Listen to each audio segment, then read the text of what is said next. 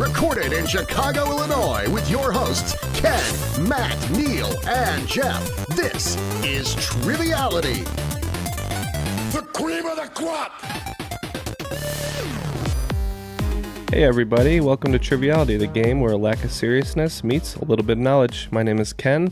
I'm joined by Jeff and Neal in the studio. How you guys doing? Yeah, we're feeling pretty good today. How about you, Jeff? Yeah, not too bad. I'm almost awake. It is morning for us still, so. You smell pretty radiant. You have a nice lotion on. I can tell. I applied it to him earlier this morning, so. I wish you'd do that for me. I have really tight shoulders, so. Yeah, there's some hard to reach areas that I just can't get myself. Get that tiger balm on your shoulders and neck. Yeah, everyone knows when I'm having a bad neck day because you can just smell me walking from a mile away with a tiger balm.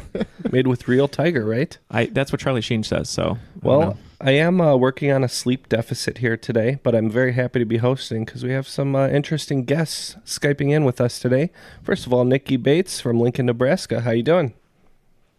I'm doing all right. I have a house full of people that just got influenza A. So, oh no. While everyone is sharing those photos on Facebook of like how they've aged 10 years, I feel like you could take a photo of me from last week and see a noticeable difference. So your house is locked down right now, quarantined. Oh, everybody's on Tamiflu, and we all piled into one bed last night. I have a 2-year-old and a 4-year-old, so there's a lot of concealer happening this morning. Are there various men and women in biohazard suits wandering around your property as well? You know, they don't make those in kid sizes. I checked on Amazon. Oh. And what do you do out there in Lincoln?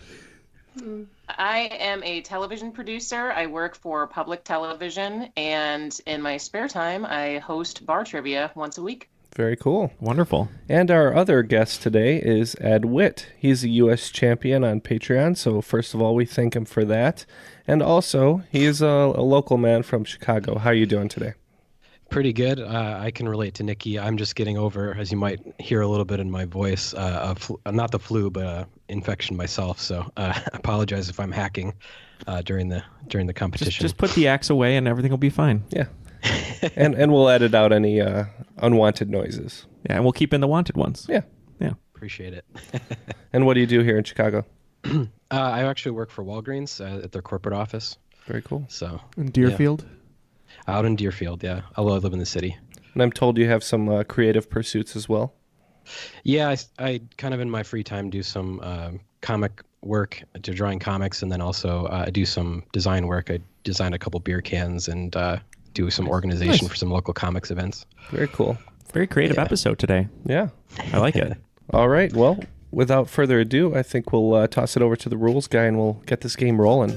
The rules of the game are simple. 20 questions split into 2 rounds worth 10 points apiece. At halftime, there'll be a special swing round designed by this week's host. After regulation, players will enter the final round with the points that they've accumulated and will have a chance to wager 0 to 30 points on 5 categorized questions. At the end of the game, someone will be named the cream of the crop. The cream will rise to the top, oh yeah. All right, guys, are you ready for a serious gauntlet of questions here? Ready. I am not. These are super hard, so. We need a name for their team. That's right. What are you guys thinking? Anything? We're always the Nippery Slipples. The Nippery Slipples, that's good like too. That. And they're both sick too, so I don't know if there's... All right, they're going to be the Nippery Slipples, and I'm going to have to say that a bunch of times. Yeah, it's going to be a nipperly slope. It's going to be a nippery slope. Slipples. How do you spell Slipples? Just kidding, I got it. All right, that's going to be fun to say a bunch of times. And what do you guys want to be? How about Lotion Commotion? I like it. Okay. Oh, and by the way, Matt is actually taking a satellite course. He's not here, but it is literally a satellite course. He's on a satellite right now, just orbiting Earth. Wasn't Lotion Commotion one of the levels in Donkey Kong Country? That I wouldn't know. Okay. It should have been. It sounds like it should be. All right, well, let's get the game rolling here with round 1, question 1. The 1968 film The Odd Couple saw what actor attempting to share an apartment with Walter Matthau despite their very different lifestyles? It was far from the first time this actor attempted to share his apartment. We're going to lock in, and you guys are welcome to talk. Is it Jack Lemmon? I know they starred together in Grumpy Old Men and the sequel, and that would be not a horrible guess because I can't come up with anything else. There's a clue in there about apartment, and I wonder if there's a movie called The Apartment, but I don't know who was in that either. So I'm fine with that. I think that was also Jack Lemmon, and it was with Shirley MacLaine. I like it. Let's do it. Okay. Sounds good. All right, the Nippery Slipples are in with Jack Lemmon. How about you guys over at Lotion Commotion? Yes, that was a Billy Wilder film, Shirley MacLaine and Jack Lemmon. All right, looks like we're Nice. starting out with 20 points split between the two teams. It's Jack Lemmon. Good job, guys. Great everyman. Yeah. Mm-hmm. Glenn Ross. Yeah, Love that one. Inherit the Wind remake. Yeah. All right. Question 2. Amazing Fantasy number 15, published in 1962, marked the first appearance of what notable comic book character as a trial run? And I did not know that Ed was, into comic drawing. I'm really glad you're my partner today. All right, so Amazing Fantasy, 1962. I know that I feel like Spider-Man did not. I don't think he started with his own comic. I don't think so. I think he was like a cameo. And I do know Ken's love of the Spider-Man. And it's about the right time for Spider-Man, isn't it? I think so. I mean, I was going to say like Fantastic Four, but it's one hero. So I don't know. What do you think? I don't know. I'm fine with Spider-Man. We're going to lock in? Okay. Yeah, why not?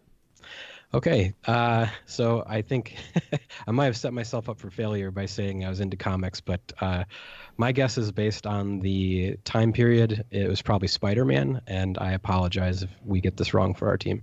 We said Spider-Man. All right, 2 lock-ins with Spider-Man, and looks like another 20 points split between the two teams. So Thank you, Uncle Ben. we're running a perfect game so far. Are you doing new math over there, or what's going on? I'm just trying to confuse the audience. But both teams are at 20 points. All right, on to question 3. And I want to give a quick shout out to the ladies over at Misinformation Podcast. This is a common bit of trivia, but I first heard it on one of their episodes. So shout out to the ladies at Misinfo. Taro Sugimoto was selected by the Buffalo Sabres in the 11th round of the 1974 NHL Draft.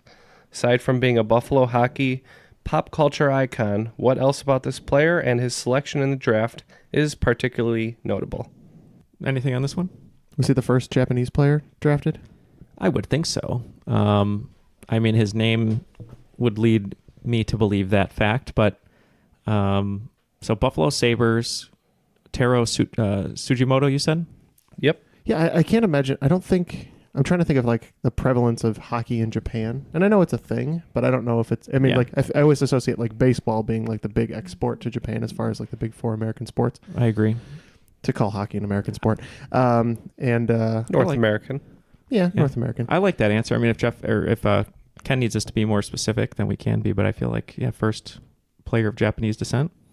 Nikki, do you want to take this one? Yeah, we were thinking maybe this could be a reverse cutting edge situation where maybe he was a figure skater turned hockey player, but we decided to go maybe first Japanese person to play in the NHL.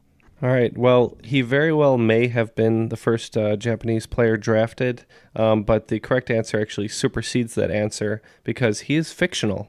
He does not actually exist. Oh wow. Yeah, it's in a great episode from Misinformation about hoaxes. Basically, the owner of the Buffalo Sabres was protesting the drafting process, so he wanted to throw him a little curveball, and he made up this player, made up the team that he played for, and he drafted him. I don't feel so bad about not knowing who he was. Me either. Yeah, same here. All right, so first misses of the day on that question, but we'll move on to question 4. Misses from the misses. Yeah. Although it is debated how effective the method actually is, Mithridatism is the practice of what? A few Hamlet characters maybe could have benefited from giving it a shot. Mithridatism. I feel like I looked this up once. Oh, well, so the clue with the Hamlet, there's a couple clues in there. Give it a shot. Hamlet. So in Hamlet, Talk about Hamlet deaths. well, most of them are towards the end where people are getting poisoned. They're poisoned with the tip of... Oh, I know what it is. You had mentioned like lying, and I know that lie detector use definitely controversial whether or not it's reliable or not. And then I was trying to think of other like Shakespearean characters that it could apply to because they just said Shakespearean, right? Hamlet, characters from Hamlet. Hamlet. I think that's okay. I mean, I maybe just lie detection because that is also debated. Yeah. Yeah, let's go with that. Okay. So So we're lock in with lie detection. the Nippery Slipples going with lie detection and Lotion Commotion. Where are you guys at? Yeah, it's a great team effort here. Jeff said, tell me about Hamlet. I said many characters towards the end of the play are killed by a poison-tipped blade or by poison. And Jeff said... Yeah, like weirdly, and I don't know how this came up, but I once looked this word up. And I couldn't remember what it was till Neal reminded me, but I believe, if we're correct, Mithridatism is the practice of slowly and intentionally poisoning yourself to build like a tolerance or an immunity. So that's what we went with.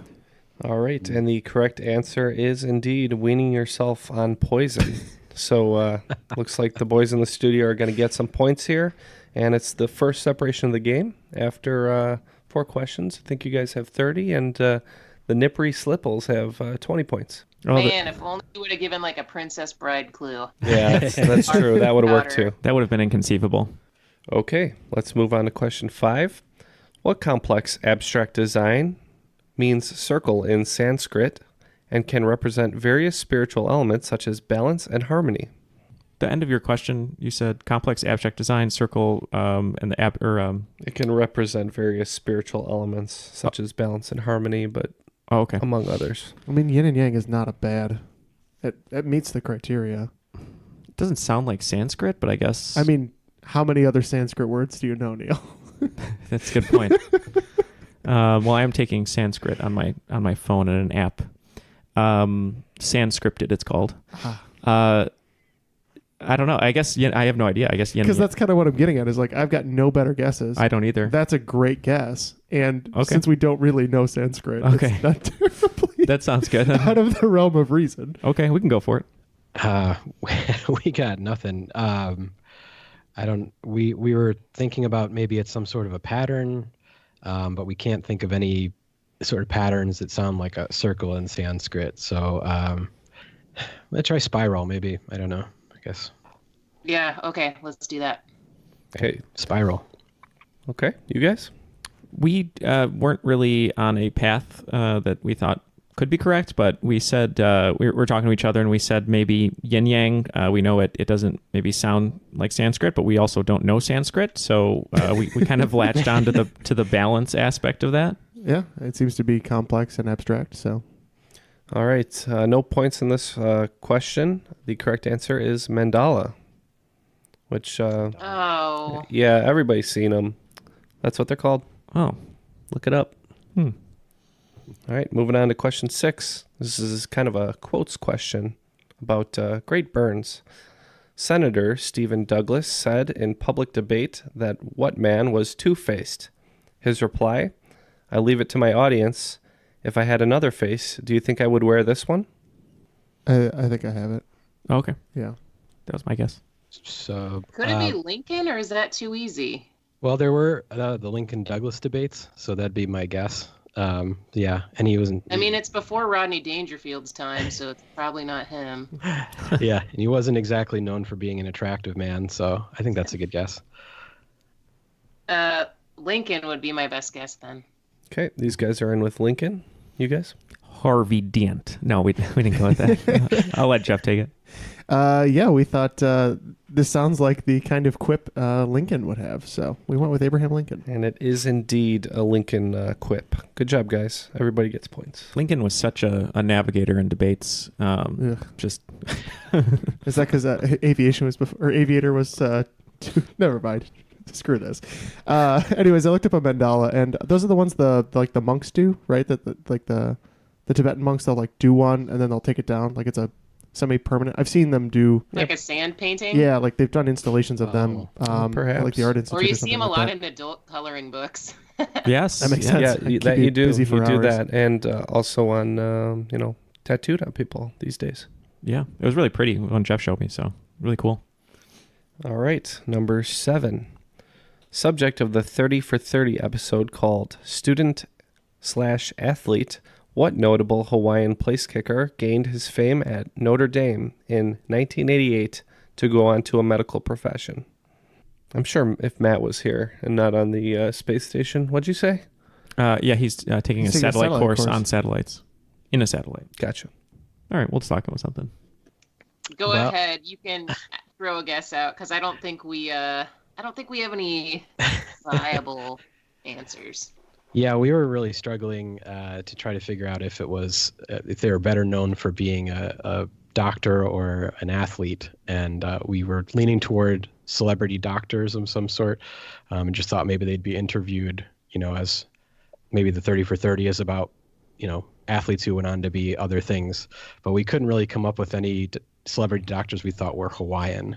So we wanted to say like Dr. Phil or something like that. I don't know. We had a lot of trouble with this one because we couldn't figure out who the place kicker was and how long he would have been a place kicker. We couldn't figure out what he became notable for as a doctor, and we were having so much trouble. This is like definitely a Matt question. So we just kind of talked about Hawaiian players or players that we knew that might have been Hawaiian. So we just said Mariota Seau. Okay, and no points on this one. Correct answer is Reginald Ho. I just did research on this one, obviously, guys. I thought maybe Matt would be here to provide some insight. That's all right. We'll get his answer in a few hours when it comes from the satellite. All right, here's another one. Number 8. What wife of King Henry VIII was the only one to receive a queen's funeral after giving birth to a son who would become King Edward VI? She also did not star in a popular Western television series from the 90s. From the 90s. So that's probably Dr. Quinn, Medicine Woman, which was played by Jane Seymour. Mm-hmm. Is there a Seymour or Jane? I can't remember who. Did Natalie Portman? I never remember her or Scarlett Johansson. One of them was Anne Boleyn. One of them was... what film? I can't remember the name of the film now, but it's. I think it's something about Anne Boleyn. It's Natalie Portman and Scarlett Johansson, and they're like both one of his wives. Is it the Lady Jane Seymour? It might. It is Jane Seymour. That's right. Because I'm always like, oh, that's the Bond girl. Okay, yeah, we're okay. good. Jane Seymour. Yeah, we were thinking Jane Seymour with Dr. Quinn, Medicine Woman, shared the name there with one of Henry's wives. All right, looks like both teams getting points with Jane Seymour. Good job, guys. I actually used to work with one of the actors on that show. I worked at a local television station for a really long time, and the little boy who played her son on that show used to run cameras and stuff with us. Oh, cool. That's great. That was always a cool show. Yeah, I always liked that one a lot. I can't remember if he was on the show. I was pretty young when that was on. Yeah. So I would just kind of see in the background. I'm like, what's going on here? I worked with the actor William Shockley. He was on that show, I believe. He was a nice guy. He's very, very country. Always has a guitar. All right, number 9.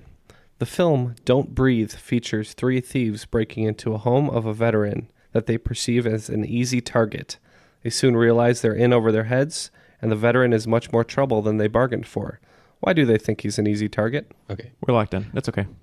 Oh, we're Have good. you seen this? Yeah, I think he's blind, if I remember correctly, because they're like trying to walk around the house and not make noise because he can hear, but he can't see. Yeah. So this one is a movie that changed the way I thought about those things that you put water on turkey. What are those things called that you squeeze? Turkey basters. Turkey basters. So if you use a turkey baster all the time, don't watch this movie because it'll ruin them for you. But we said he was blind. Yep. Points to everybody. He is a blind man. Good job. And last question in the round, number 10. In a somewhat outdated plotline on Friends, Ross and Rachel hire a nanny named Sandy, who is portrayed by what somewhat outdated actor? What does that even mean? Just old actor? Like someone who doesn't matter anymore? Someone whose time has come and gone, I would guess. Well, wait a minute. Maybe their views are... Was Fran Drescher on Friends? Or no? I know they had the woman who sounded kind of like Fran Drescher from The Nanny, Janice, right? That was like... Yeah. But that's who I'm thinking of, I think. But I don't know if she was on Friends. Well, Fran Drescher was the nanny. So. Exactly. So I don't know if she also played a nanny on Friends. That was an NBC show, right? The Nanny? Yeah, I think so. So maybe they did like a goofy crossover or something? Yeah. Just pulling from the ether over here. Brad Pitt was on the show. I don't know what he played. Was. I just want to say Brad Pitt. Yeah, I have no idea. You just want to go Fran Drescher? That's fine. She was the nanny. Okay. So. Can you tell us the name of the nanny, the character's name? Sandy. Okay. Okay, it was Sandy. Um, Oh, can I mean, I know that Brad Pitt guest starred at one point on there, and that was when he was dating Rachel in real life, when Jennifer Aniston and Brad Pitt were dating. Mhm. I mean, I don't have anything better. I mean, I, unless it's some like '90s actor who faded away, like Pauly Shore or something Pauly like Shore. that. You rode off into the sunset, buddy. Man, yeah, we were thinking maybe it was an outdated plot line because maybe it was like controversial that they had a male providing childcare or something. I'm sure this is gonna ring a bell once I hear the answer, but yeah, let's go with Brad Pitt. Okay, you guys are in with Brad Pitt. I know you guys mentioned Brad Pitt. We did mention him. We don't really know anything about Friends, and we knew that he was on the show and thought maybe outdated, meaning he used to date a lot in Hollywood. But we kind of just went for a little crossover action, and we said maybe Fran Drescher played the nanny for like an episode, and then she was also the nanny, so we said Fran Drescher. Okay, well, no points on this one, but you guys were getting pretty close over at the Nippery Slipples. It was a plotline related to Ross being uncomfortable with having a male nanny, but he was portrayed by Freddie Prinze Jr. Oh. Oh. So at the end of 10 questions, looks like it's a pretty close game. The Nippery Slipples in second place with 50 points, and just barely in front of them, Lotion Commotion, 60 points. All right, moving on to the swing round here. Today, it's called Crazy Credits. I've got 10 questions that give you the year and then describe some relatively bizarre credits that roll in the film. And I just want you to tell me what the film was that I'm describing. Okay, so Crazy Credits. Number 1, 2018. Breaking the fourth wall somewhat, the credits roll in the middle of the film, stating that the main character went on to live a peaceful life with his wife, Lynn. Number 2, 2014. Increasingly bizarre movie posters of future sequels are revealed, taking our duo out of school and further into the future. Number 3, 2013. A confirmation that the character Kristoff's view that all men eat boogers does not represent the company or the filmmakers. Number 4, 2004. During the credits for the Creatures team, footsteps turn to paw prints on the Marauders map. Number 5, 1975. The credits at the front of the film feature some errant subtitles and those responsible being sacked. Number 6, 1999. A few frames of spliced pornography before the credits and the sweet sound of the Pixies. Number 7, 2013. A clip of sound recorded of author P.L. Travers berating some of the fine folks at Disney. Number 8, 2016. Our favorite anti-hero with a mouth claims that Ed Skrein is the hottest. Number 9, 2016. 24 copies of the credits roll in the background to reflect the psyche of the main character. And number 10, 1994. During the film, a coffee shop owner who is being robbed gets cut off during his line, proclaiming, "I'm not a hero, I'm just a coffee shop." As such, he is credited as Coffee Shop. All right, let's get some discussion, and then we'll get the answers. All right, looks like all the answers are locked in. Again, these are 10 questions for 5 points apiece. All right, number 1, 2018, breaking the fourth wall and rolling the credits in the middle of the film. What did you have? Nippery Slipples. So this one made me laugh because when I saw this movie in the theater, a woman stood up after this happened and said, "That's not true." So it was very memorable for me. It was Vice. And how about you guys at Lotion Commotion? It seems we've come to an understanding. We went with Vice. Yep, you guys are both correct. It is Vice. Number 2, 2014, bizarre movie posters revealing further sequels, taking our characters out of school and into the future. What did you have? Lotion Commotion. We said this was 21 Jump Street. And how about you guys at Nippery Slipples? So I think it's the sequel 22 Jump Street. It is 22 Jump Street, so only points to Nippery Slipples on that one. That's my bad. But good guess. 2013, a confirmation from the filmmakers that their views are not represented by Christoph saying that all men eat boogers. Let's start with Nippery Slipples. So we kept thinking of Christoph Waltz, but eventually we thought that Christoph might be the character from Frozen, the male character from Frozen. And how about you guys? Yeah, this one, I was having so much trouble. I kept thinking of a character named Christoph, who was like a Steve Jobs type character. And I realized when we locked in that it was a movie not from 2013. I was talking about Truman Show with Ed Harris, but either way, we locked in with Truman Show. And it is Frozen. Good job, guys. All right, number 4, 2004. During the credits for the Creatures team, footsteps turned to paw prints on the Marauders map. Start with Nippery Slipples. So we thought it was one of the Harry Potter movies, and we weren't sure which one. So we said Harry Potter and the Prisoner of Azkaban. And how about you guys? Yeah, we're pretty certain it's Harry Potter and the Prisoner of Azkaban. You guys are both right. Good job figuring that one out. Number 5, 1975. The credits at the front of the film feature some errant subtitles, and those responsible for those subtitles being sacked. What did you guys have at Lotion Commotion? Yep, this felt very much like a Python film, so we said Monty Python and the Holy Grail. And Nippery Slipples. That's getting easier to say as we go We on. also said Monty Python and the Holy Grail. Yep, you guys are both correct on that one as well. 1999, a few frames of spliced porn and the Pixies. What did we have, Nippery Slipples? Nikki, do you want to take this one? This is my favorite movie. This is Fight Club. And you guys? We also went with Fight Club. Good job. Points all around.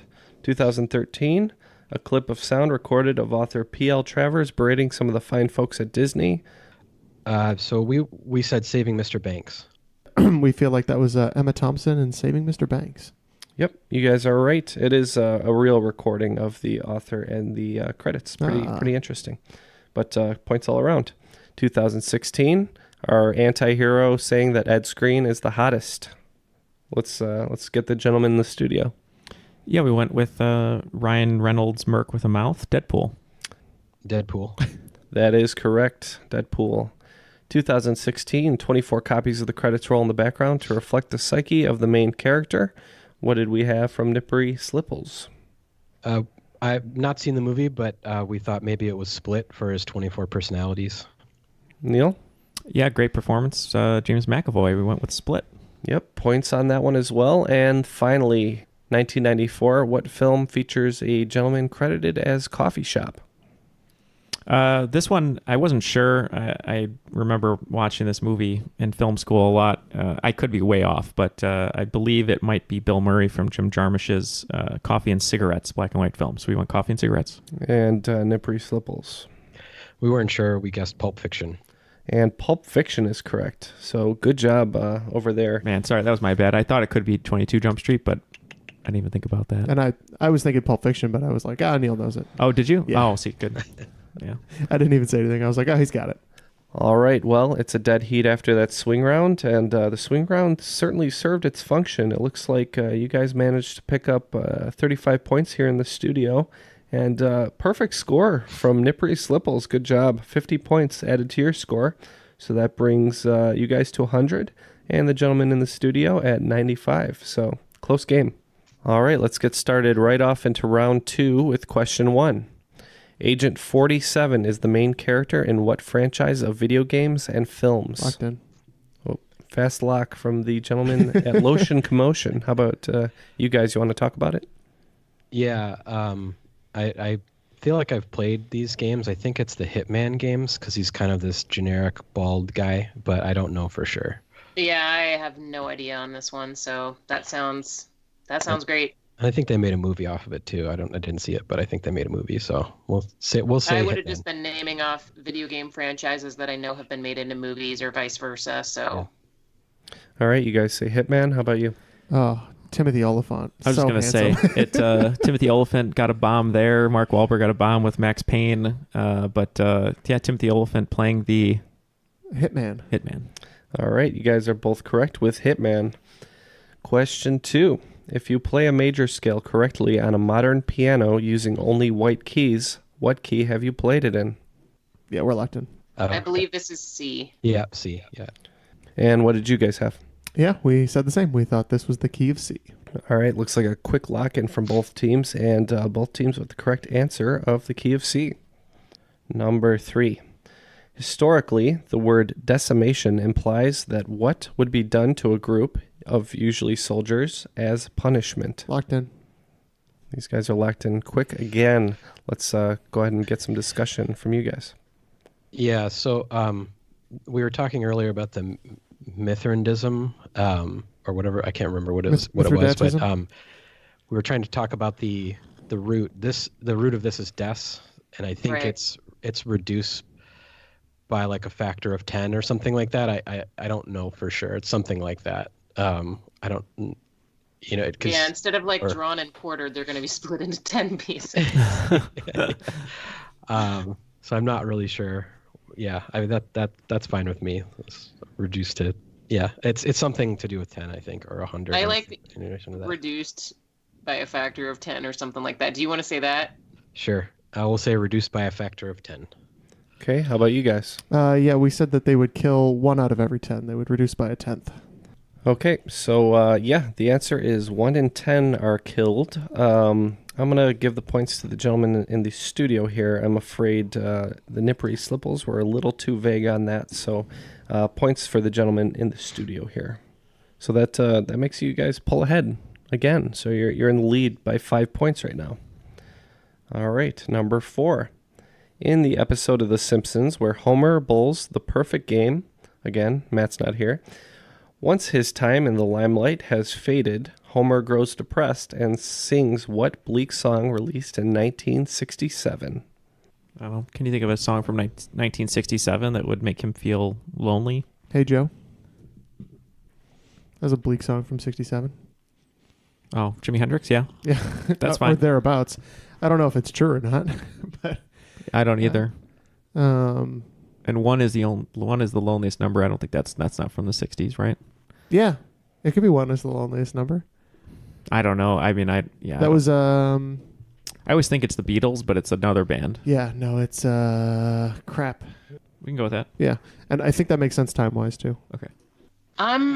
I hope it's that episode, but Homer's going, when I was 17, I had some very good beer. And so I think it's that episode. I'm going to say when I was 17. Okay, and how about you guys? I know nothing about The Simpsons, but now that Nikki said that, I do remember someone singing that song like with beer, but I don't know. But we I just came up with the title "One is the Loneliest Number" because it sounded kind of bleak. So Yeah, we went with we went with Three Dog Nights. 1 is the loneliest number. All right. Well, we have a pair of misses here. We did mention the When I Was 17 on another episode, but this one is The End by The Doors. oh All right. This is going to be a little wordy because it's a long quote, but bear with me for number 5. What Edgar Allan Poe work contains the following quote? While the objects around me, while the carvings of the ceilings, the somber tapestries of the walls, the ebon blackness of the floors, and the phantasmagoric armiol trophies, which rattled as I strode, were but matters to which, or to such as which, I had been accustomed to my infancy. While I hesitated not to acknowledge how familiar was all this, I still wondered to find how unfamiliar were the fancies which ordinary images were stirring up. And if you asked the character Roderick if he felt a little nervous, he might just tell you, yeah. We're gonna lock in. yeah, I have a decent line of logic. So. Yeah, I like it a lot. So we're gonna lock in. Is the Roderick hint giving you anything? No, my guess was maybe the Telltale Heart, because doesn't he like bury someone below his? I can't remember the story, but he buries someone like in his Again, floorboards or something. My knowledge comes from The Simpsons when Lisa built the diorama of the Telltale Heart. So, well, he's nervous. I think he's going to be discovered, but I don't, because he thinks maybe other people can hear it or something. But I only know like 3 Edgar Allan Poe. It doesn't sound like rhymey enough to be the Raven, though maybe it could be. But yeah, so that'd be my guess, but I don't have a lot behind that. You have me behind that.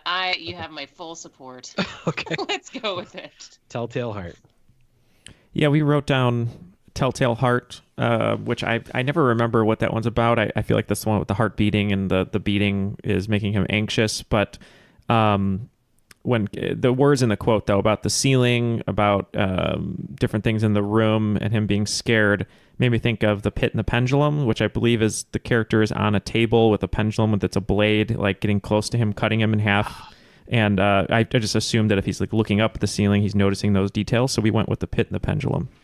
Not a bad line of reasoning, but you guys didn't pick up on my hint about the main character just telling you, yeah, because if a musician were to tell you, yeah, it might be Usher. Oh, so it's Fall of the House of Usher. You should have gone, yeah. Well, I didn't want to give it entirely away, but I maybe would have thought it was Lil Jon, depending on his enunciation. I'm really bad with Poe. I always forget about the fall of the House of Usher. So what about the fall of Usher's career, too? Well, he's okay. He's just hasn't had a hit. He hasn't had a hit in a while. All right, after 5 questions in this round, it looks like both teams are hanging on here. It's 120 to 125 with Lotion Commotion slightly in the lead, so still a toss-up. And this next question is especially for Neal, as he did not join me and our friends to watch the Two Towers, Lord of the Rings, last night, in which he would have found the answer to this question. In the Lord of the Rings books and movies, what sonorous object of Boromir's is used as evidence of his passing to his father? Who's Boromir? Which one is Boromir? That's not the troll. Sean Bean. Okay, Sean Bean. You have no frame of reference. Okay, Boromir is Sean Bean. What was the object that showed his passing to his father? Wasn't it like a necklace or something? I remember he died by a tree, right? Didn't he get stabbed by a tree? He was shot full of arrows by orcs. Oh, he was? I think he was finally then run through with a sword. I thought someone was leaned up against a tree when he died. I could be wrong. Well, he was, yeah. Maybe like, would he have something in Is it his horn, maybe? No.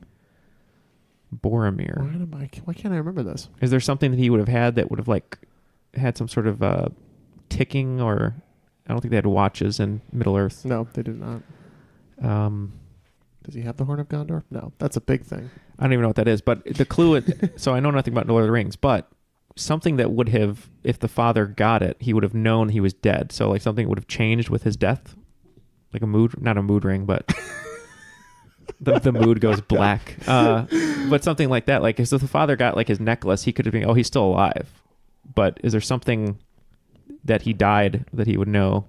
How about just I don't know how specific we have to be. He was a warrior, so like turning over his sword, like he would never give up his sword. Oh, you know what I mean? Yeah, so like never cutting a samurai's top knot or something. So, yeah. How about his sword? Like, cause fine with that. Okay.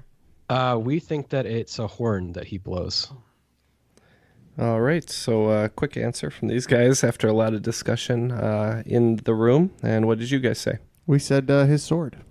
Well, Jeff mentioned Boromir's horn, and he also said the Horn of Gondor, and it is the Horn of Gondor. So points going over to the Nippery Slipples on this one. Change the lead. And a whiff from Lotion Commotion. So you did know that one. I didn't know. I had no idea, whose horn or what horn it was. But I thought it might be the Horn of Gondor, but I couldn't remember. I've seen the movies. I did the math 3 times now, so... And that's it. Luckily, they didn't have to hear our discussion about how terrible my logic was. Like, not remembering the movie. All right, on to some real-world mythology here with question 7. Egyptian goddess Isis had a brother who was the lord of the underworld and also put out some pretty dope skate shoes. Who is that? We're locked in. I was thinking Anubis is like the dog-headed or jackal-headed god, and I don't remember if he's the god of the underworld or not. There's also Horus, which is the owl god, owl-headed, and that's the extent of my Egyptian. And there's Ra, but I think Ra was sun. So I don't know. Is Osiris, is that male or female? Oof, I'm not sure. What about Vans? I mean, I'm joking. That's only a skate shoe. Well, yeah, I don't know any skate shoes. I know Vans. I mean, it could be. I'm not sure. Anubis came to mind, but I cannot think of an Anubis skate shoe. Well, that sounds like the coolest name for a shoe out of all of the ones we'd named, so let's go with it. Okay. All right, we're going to go with Anubis. Okay, these guys are in with Anubis. How about you? I know all of my gods thanks to Stargate SG-1. Oh, nice. And I actually used to have a pair of Osiris's. So we went Osiris. Oh. Yep, the correct answer is Osiris. So once again, the lead Damn. changes hands. Was Anubis the Egyptian band that sang "Are You In"? That was Incubus. Oh, Incubus. Yeah. Okay. And I hope everybody is in for this next question. Number 8. What cereal mascot has been voiced by Mel Blanc, Paul Frees, and Maurice LaMarche? Apparently in cereal lore, he also have nephews, Pewee, Susie, and Louie. Probably very close to some copyright infringement there, but that's what the internet said. We will take a moment to discuss. Sure. Lucky Charms, which I doubt it's that. No, it doesn't sound... Cocoa Puffs, probably not. I'm trying to think of ones that talk. Tony the Tiger, no. The Rice Captain. Krispies treats talk. the Admiral from Captain Crunch. Captain Crunch. I'm He's thinking a captain, Jeff. Actually, I think he is an admiral or something like How that. dare they? Like some kind of demarcation shows that he's an admiral, something like that. Or the hat would have been for an admiral, something like that. Pewee, Susie, and Louie means there's a female nephew or niece. So Again, it's lore, so it doesn't mean there's necessarily correct. Okay. instantiations of this on the box. So who's the voice you said in Futurama? Maurice LaMarche was a Is that a guy or a voice on girl? Futurama. He's a guy. Okay, so They're all men, I believe. okay, so it's probably a male character then. So yeah, Trix, and he said cereal mascot, so not 3. So Right. the Trix Rabbit. Does a Trix Rabbit talk? I think. Well, Tricks are for kids, right? Yeah, but it's always kids saying it, right? Oh, Like Silly Rabbit. Oh no, I guess he does talk, right? Because he's always conniving to. and I like the copyright infringement because maybe all 3 of those voiced Bugs Bunny after Mel Blanc. They might have. Yeah, let's just do that. Okay. Tricks. Nikki, you want to take this one?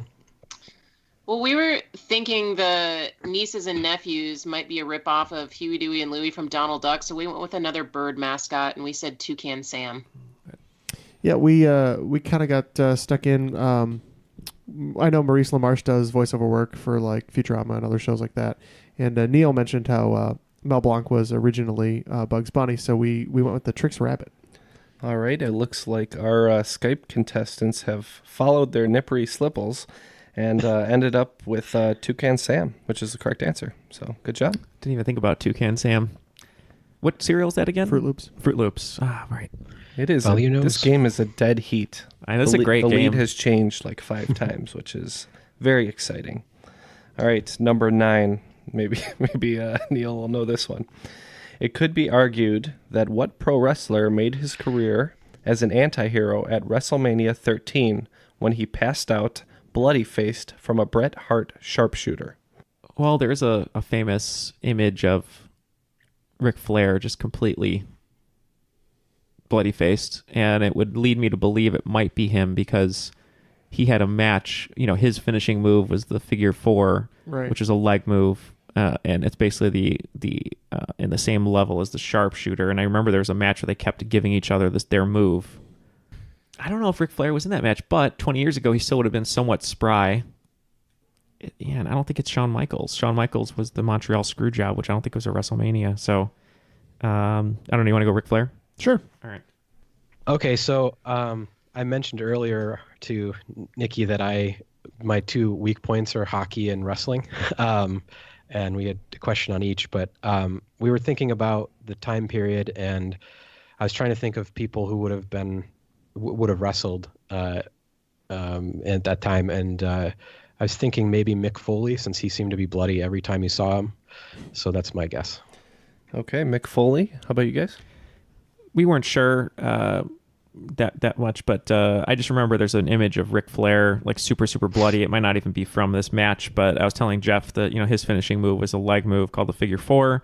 Bret Hart's was the sharpshooter, and a lot of times wrestlers, when they hand the torch over to a younger wrestler to kind of give them their stamp of approval, this could have been it when they had a big match, and he made Ric Flair pass out to bump up the Bret Hart. So we went with Ric Flair. Well, you said Wrestling and hockey were your weak points, but luckily you did not lose any ground on either of those questions, though you did not get either of them right. Steve Austin, Stone Cold, is the correct answer on that one. That was my second guess, too. At least you didn't lose any ground, right? You got stunned over there. I know. That was my second guess. And the final question of the game, number 10. Name 2 of the 4 great inventions of ancient China, which are discoveries that are considered to have a profound impact on the advancement of civilization throughout the world. Yeah, I'm going to lean heavily on you. Gunpowder is really my only... we have gunpowder, so right now we're circling around. And like I said, gunpowder I'm comfortable with, but only insofar as it's considered ancient. Do you know what I mean? Yeah. Like I feel like the wheel was Chinese for some reason. Your gut's been right today. We haven't gone with it. So do you want to go gunpowder in the wheel? Yeah, that's fine. Okay. Ed, how are you feeling about this?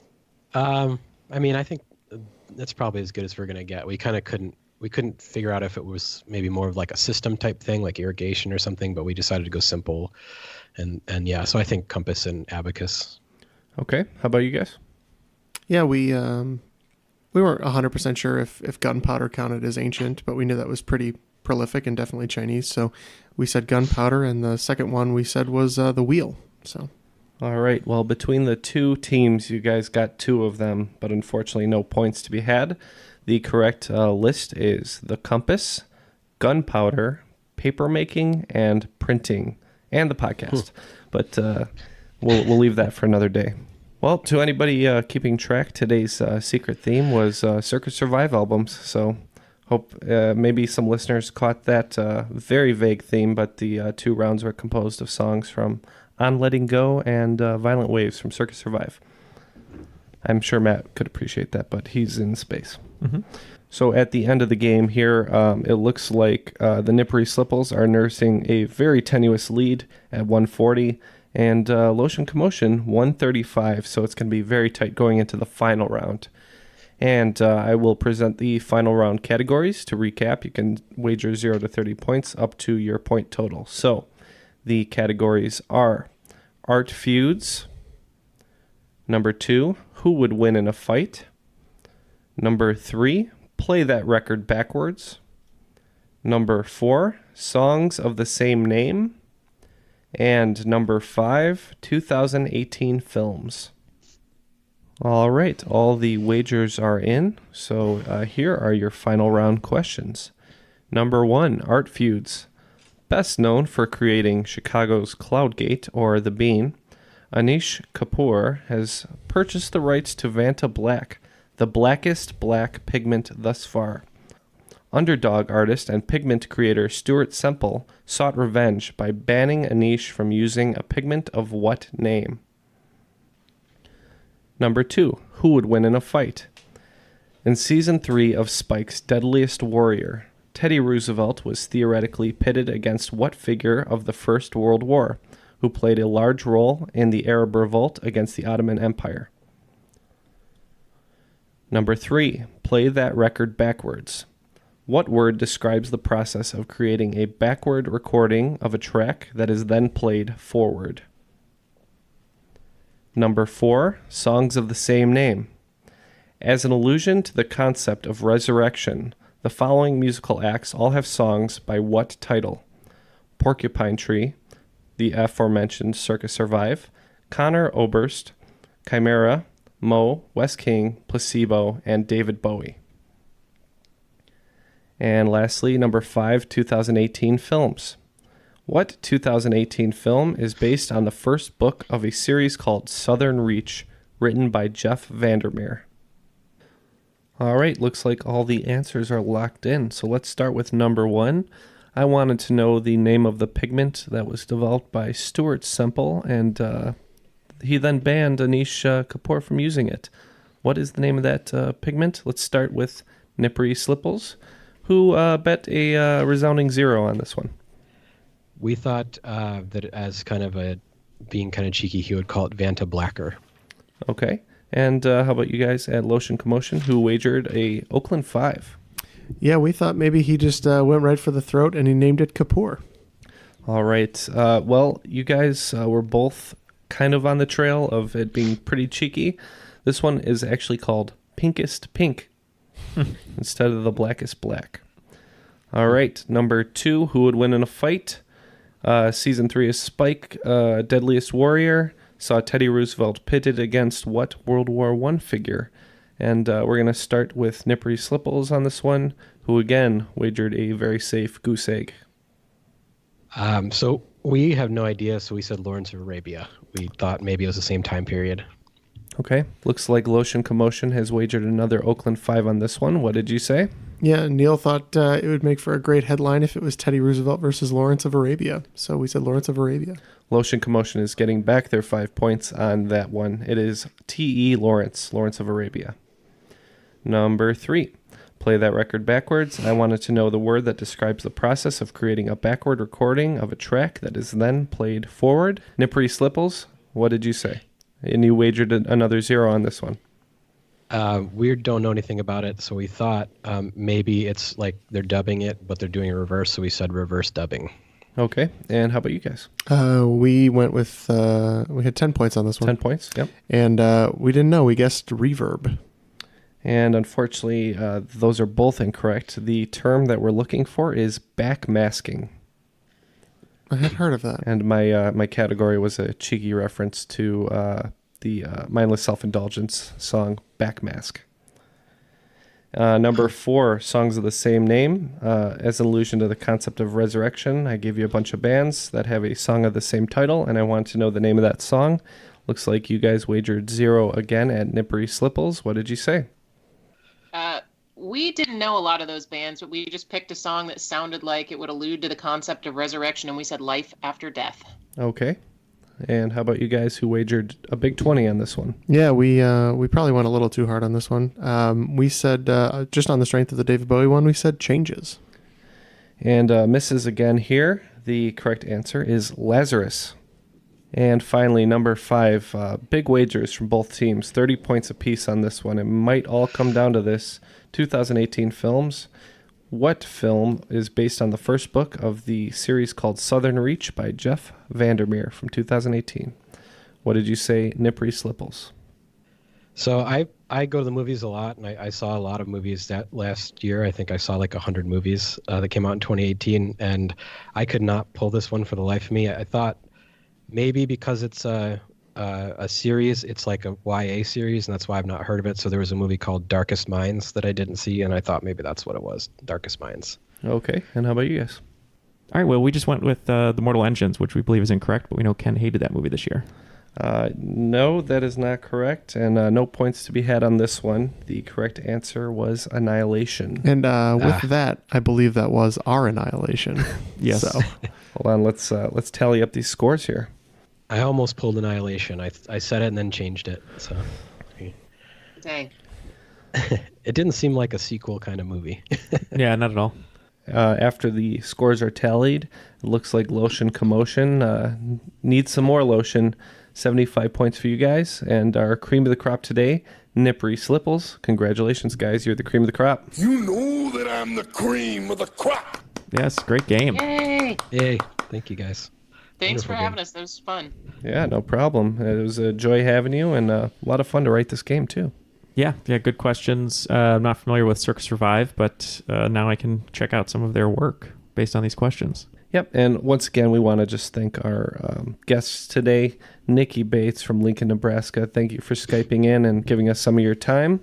And Ed Witt, who is a U.S. champion on Patreon. He's local in Chicago, so we'll have to meet up with him for a trivia night sometime. Again, great game, a lot of fun. Thank you to Jeff and Neal in the studio, Matt from the International Space Station, and I am Ken. That was Triviality.